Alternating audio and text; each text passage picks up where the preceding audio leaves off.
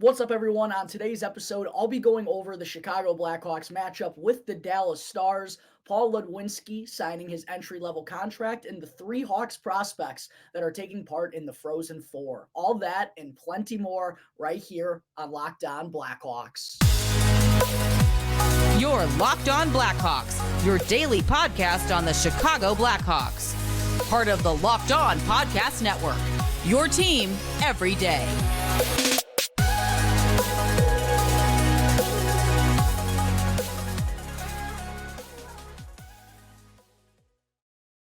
Welcome to the Locked On Blackhawks podcast. Today is Tuesday, March 28th. I'm your host, Jack Bushman. You can find me out on Twitter at Jack Bushman2, or you can also go and check out my Strictly Blackhawks account at Talkin' Hockey for all the latest Blackhawks news and updates. And real quick, whether you're a first-time listener of the show or even if you're a consistent listener, please, either way, make sure to go and show some support. For the YouTube folks, make sure to go and subscribe to the channel if you haven't done so already. And while you're there, hit that like button, go and comment down below as well, and turn on those push notifications so that you can get the latest episode as soon as it gets uploaded to YouTube. And for you audio folks, make sure to go and follow the show 100% for free wherever you may be listening to your podcast. And you can also go and leave me a review on either Apple Podcasts or on Spotify, which, spoiler alert, you're going to have to do anyways to qualify for the 2 free Blackhawks tickets that I'm giving away on April 10th against the Minnesota Wild. So make sure to go do all of that good stuff. I greatly appreciate all the support, folks. All right, good morning, everyone. As always, thank you all for joining me on another episode of Locked On Blackhawks, your one-stop shop for all things Chicago Blackhawks. And thank you all for making the show your very first listen here to start off your day. To kick things off here on the show this morning, the Chicago Blackhawks are now down to their final 9 games of the NHL regular season, and one of them will be played tonight at the United Center against the Dallas Stars. Now, I'm not going to get too much into a preview of this matchup because, well, Dallas is one of the best teams in the Western Conference right now, and they still have plenty to play for. They're trying to take home the Central Division title. They're just 3 points back of the Minnesota Wild at this point, and I'm sure they're also probably trying to avoid a first-round matchup with the defending Stanley Cup champion Colorado Avalanche. So lots for the Dallas Stars to be playing for right now. And then on the Blackhawks side of things, obviously, they're one of the worst teams in the entire league at this point, even though I will say they have been finding ways to keep games close against playoff caliber opponents. We've seen it several times in the past couple of weeks. And hey, the Blackhawks even defeated the NHL leading Boston Bruins a couple of weeks ago. Don't forget about that. But yes, on paper, this should be a game that the Dallas Stars win, obviously. I know they have been kind of trading wins and losses back and forth their last few games, but given that the Blackhawks have dropped 5 games in a row and they've only scored a whopping 6 goals during that stretch, the offense has gone absolutely dry.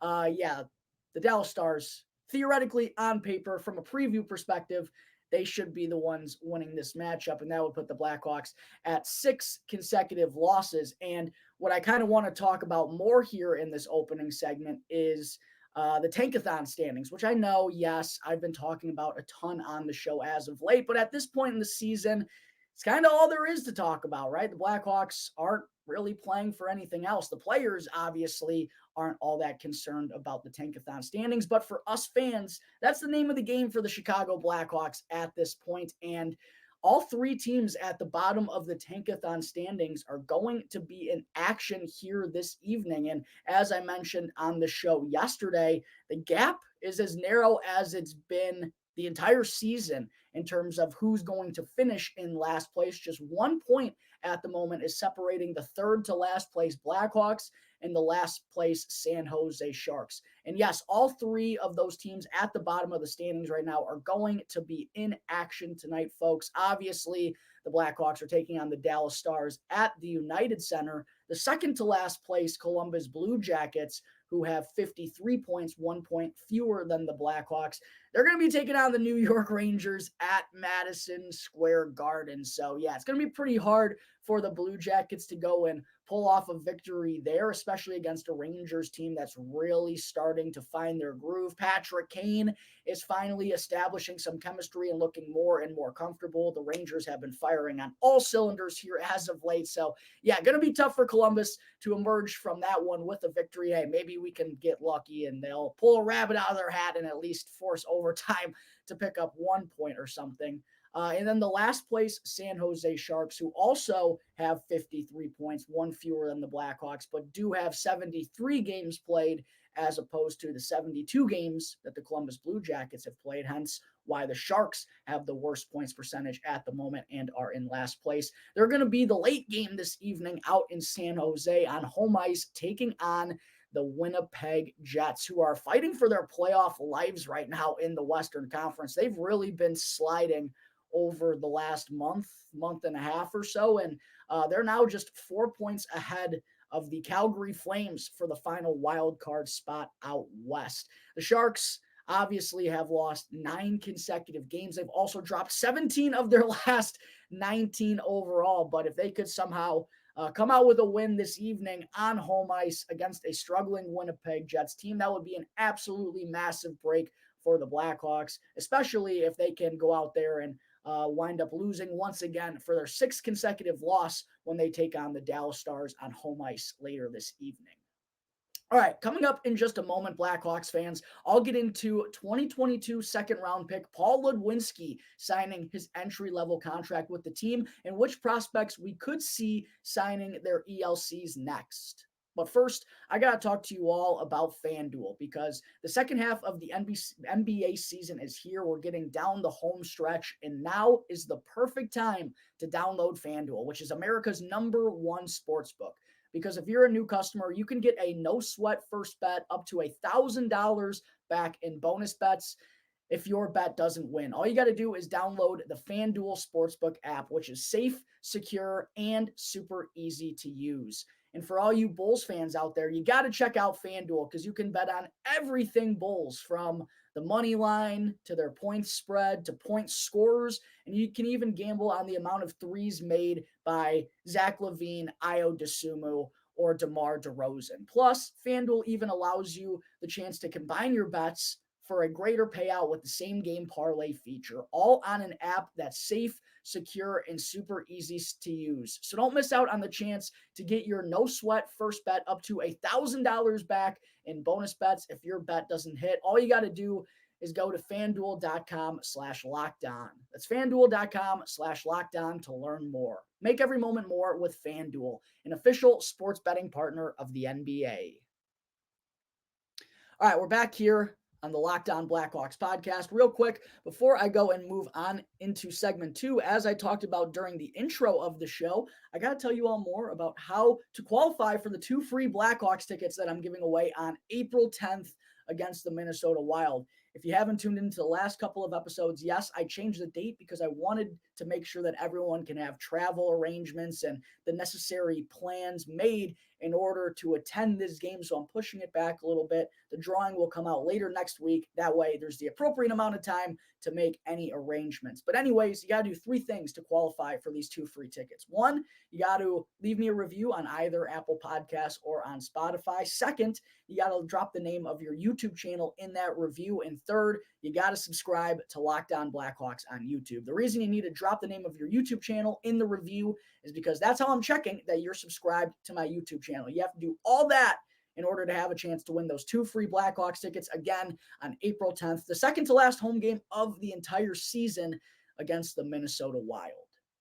All right, segment 2, something I actually haven't been able to cover here in the last couple of days that I kind of regret. There's just been some other things that I needed to talk about, which was Blackhawks 2022 second-round pick Paul Ludwinski kind of surprisingly signing his 3-year entry-level deal with the club late last week. And of course, we've already seen Ryder Rolston ink his ELC. He'll be reporting to Rockford if he's ever healthy enough to play here the rest of the season. And Wyatt Kaiser's signed his entry-level contract and played in his first few NHL games with the Blackhawks already. But yeah, Ludwinski wasn't someone I was kind of expecting the Blackhawks to dish out an ELC to. Now, I first want to say make sure all the fans out there realize this.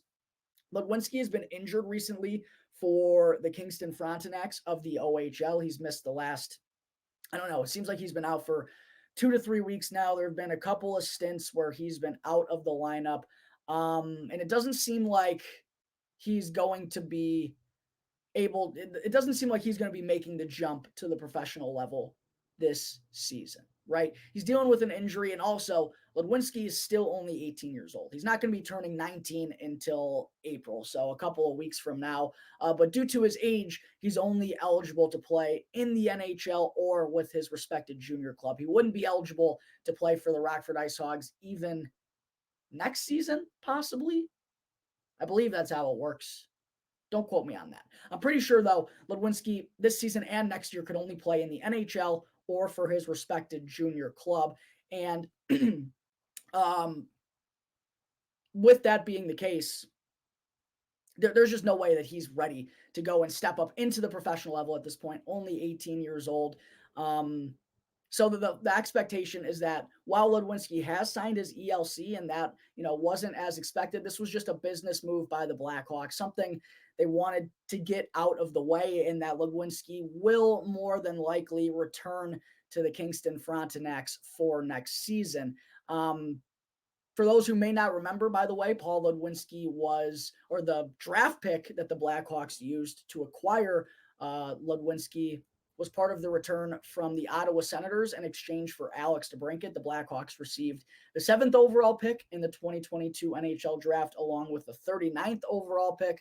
That 7th overall selection, of course, turned out to be Kevin Korchinski. The 39th overall pick turned into Paul Ludwinski. And one of my favorite moments from Ludwinski getting drafted was his hilarious quote saying he thinks he has the best motor out of anyone in the entire NHL draft. And I mean, yeah, I do believe that. And I love the belief in himself from Ludwinski as well. It was just kind of a funny quote to say on draft day. I got the best motor out of anyone in this draft.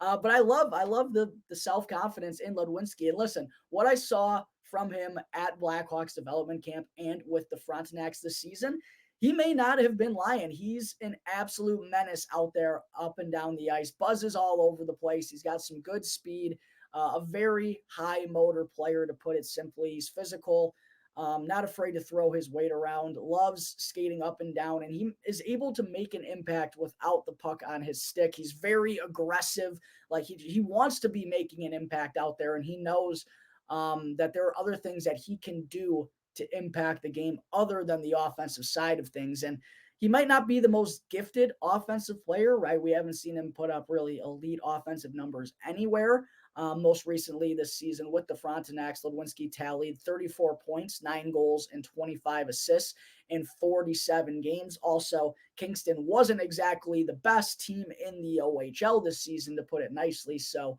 maybe if he had a better team and some better supporting cast around him, he could have put up better offensive numbers. But I don't ever think that's going to be the end all be all for Paul Ludwinski. I feel like the offensive side of things is always just going to be a nice contribution that goes along with everything that he provides. I really do think if he does make it to the NHL, it's because of his ability to impact the game in other areas. And I thought a good example of this watching him at development camp this summer was when the Blackhawks put him together with Samuel Savoy, who's another similar player like this. And when the puck, when they're trying to cycle it in the offensive zone, these two are grinding hard along the boards, doing everything in their power to get the puck back. And on the forecheck, they're the first guys in there making things happen, being active, breaking up a pass, making a hit to, make a play. It's impressive what these guys are able to do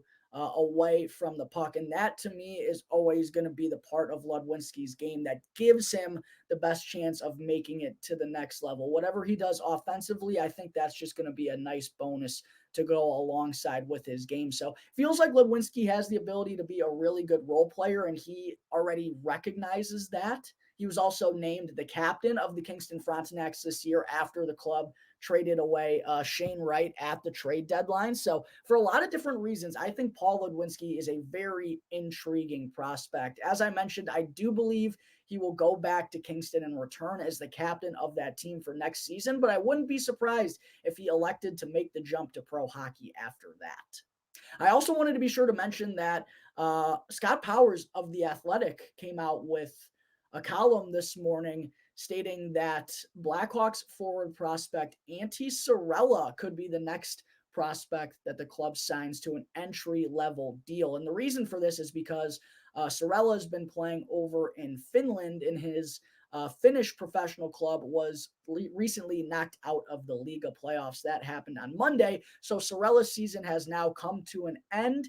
And we've also heard Blackhawks assistant general manager Mark Eaton say that, whether or not Saarela elects to come to North America, they do want to get a deal signed and over with. The problem is, that's the issue with drafting players from over in Europe and signing players from over in Europe. Are they really ever going to come over? That's kind of the risk reward with making a deal like this. But the 21-year-old Saarela, he was a fourth-round pick for the Blackhawks back in 2019. He is kind of an intriguing prospect, I think. I'm even guilty of kind of forgetting about over the last couple of years just because he's strictly been over in Finland playing for this club. He really hasn't come back over to Chicago at all.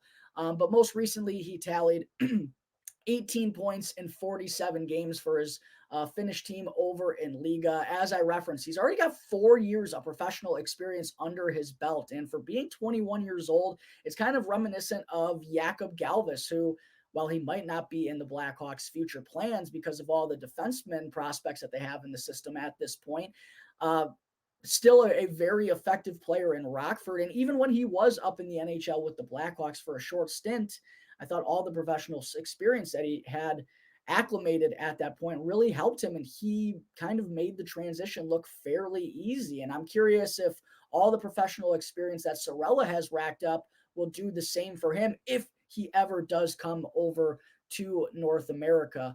But the most interesting part of his game, his best assets, apparently are the wheels that he's been able to develop over in Finland the past couple seasons. As Eaton, as I quote, said they're world class. He's got world class speed, and the wheels are really the differentiator for him. That seems to be the best part of his game.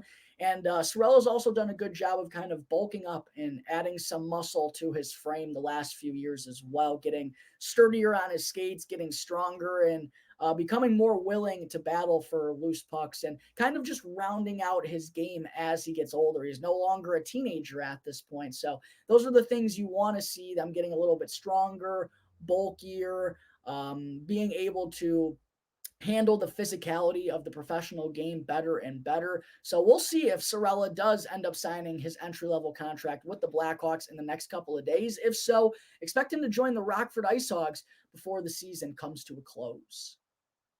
All right, before I wrap up today's show, folks, I do want to be sure to provide you all with the latest updates from the NCAA tournament, as the Frozen Four down in Tampa has now been set. As I mentioned on Sunday's episode, for those of you who haven't checked that out yet, be sure to go and do so before listening to these Frozen Four updates. If you're not all caught up on everything, you don't want to listen to the updates in an odd sequence of ordering, right? You want to go in chronological order. So go and check out Sunday's show and then go and check out the rest of this show so you don't get your Frozen Four spoiled. But as I mentioned on Sunday, yes, we already know that Blackhawks prospects Dominic Bassi in St. Cloud State, Aiden Thompson in Denver, and Slava Demin in Merrimack had officially been knocked out of the tournament. Well, the season has also come to a close for fellow Blackhawks prospect Jake Wise in Ohio State, as they lost to Quinnipiac on Sunday in the quarterfinals, falling 5-1.